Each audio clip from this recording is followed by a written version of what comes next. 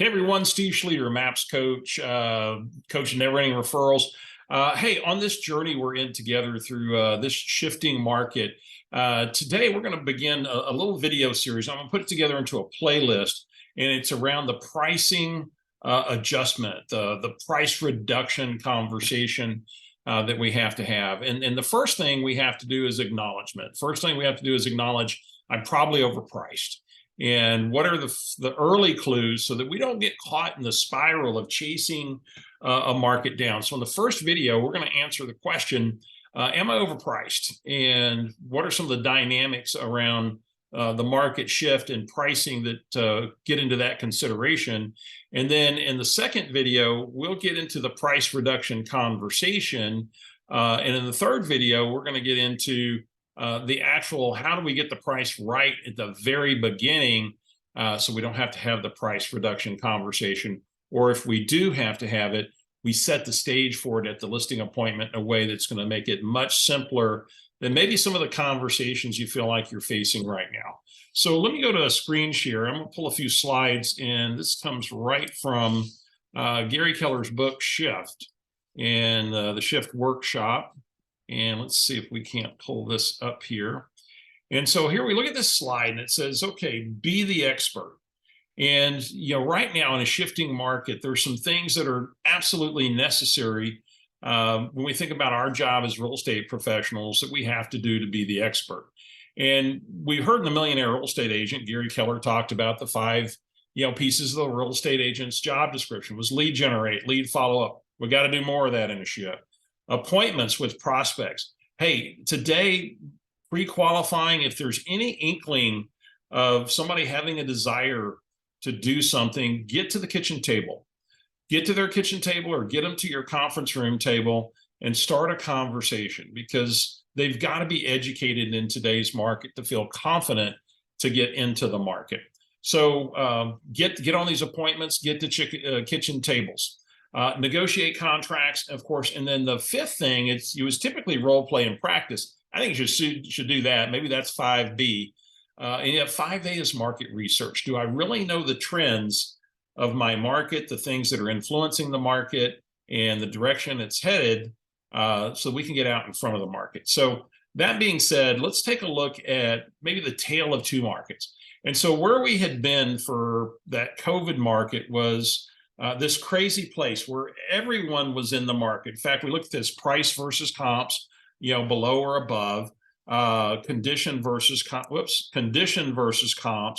You could be in just you could be just an okay condition, and you could be priced really high, and you still were in the market, and you were going to get an offer, and something was going to happen.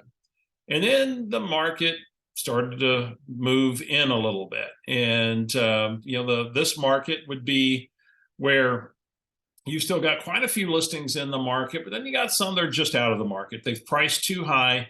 They're still thinking about the unicorn sales that happened in their neighborhood as reference points for possibly what they could get in terms of price. And we know that's going on out there just due to the sheer numbers of price reductions that we're seeing. And then this is the market. This is the be careful market. And this is where we find ourselves today. For you guys in the San Antonio and Austin markets, I mean, you're hovering around that 3.1, 3.2 months of inventory. And yet inventory is trending up. It's trending on the rise. And where does this trend stop? We don't know. We're going to talk about that in our pricing video, but let's look at this one, this place called no man's land. So how do I know if my listing is overpriced? Well, you generally find out this way. You're usually telling yourself it's priced okay because I'm getting quite a few showings. And the feedback tells me something like, well, they really liked yours, but they wound up going for this one. You were in the top 3, but they wound up deciding on this one. And it's beginning to feel more like a bridesmaid and not a bride. And when you hear that just a couple of times, that's enough to clue you in that there are better offers in the marketplace. And with continuing net inventory rises, there's likely to be something else that comes in that undercuts you in the market. And you stay in this no man's land thinking you're doing pretty good, because I'm getting some offers.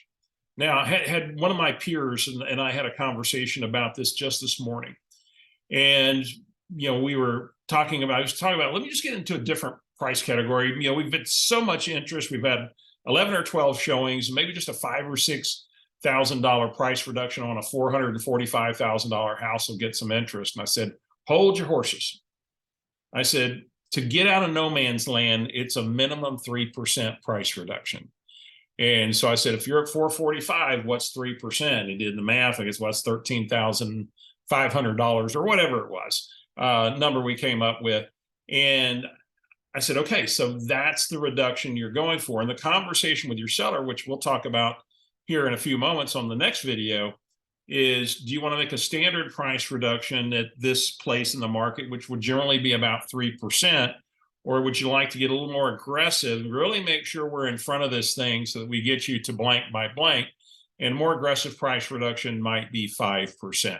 And that would be if we felt like we were hanging out in no man's land. Now, how do I know I'm out of the market? If I'm out of the market, I'm getting very little showing activity. Not a lot of interest, yet other things in its price point in the market are selling. And we're just out of the market. We missed it. And at this point, price reductions probably started around 10%. And the philosophy that we're going to talk about for the price reduction conversation is we really have to position ourselves to be one of the next 1 or 2 properties sold in our competing market. Again, one of the next 2 properties sold in our competing market. Now, we'll talk about this in the next video, but what's the competing market? Well, it's wherever anybody would buy a home like the one you're offering. If they were considering that home, what other communities or neighborhoods would they also be looking at? Highly likely. Maybe you'd keep it within a school boundary, school district or something of that nature. And yet your competing market usually just isn't the neighborhood. And as inventory rises and people have choices, they're doing a little bit more shopping. So that said, we just covered this. How do I know I'm overpriced? Well, if I'm in no man's land and we're getting activity and yet we're often losing out to something else, we're in that no man's land. We're a 3 to 5% adjustment out of being in the market. And that's provided we adjust quickly. We don't let too much time go by. If we're getting very little activity, almost no showings, we're getting poor feedback, we're not under consideration at all, probably price reductions start at 10% from there. And then you really just got to go look at the data and say, what price, if I were a betting person, what price would it take for me to bet on this will be one of the next 1 or 2 properties sold in its competing marketplace? And that's the conversation that we're going to talk about having with the seller. Whether it's one of these 2 circumstances, we're in no man's land or we're out of the market, there's a conversation for that. And we're going to come back and discuss that on our next video. All right, take care.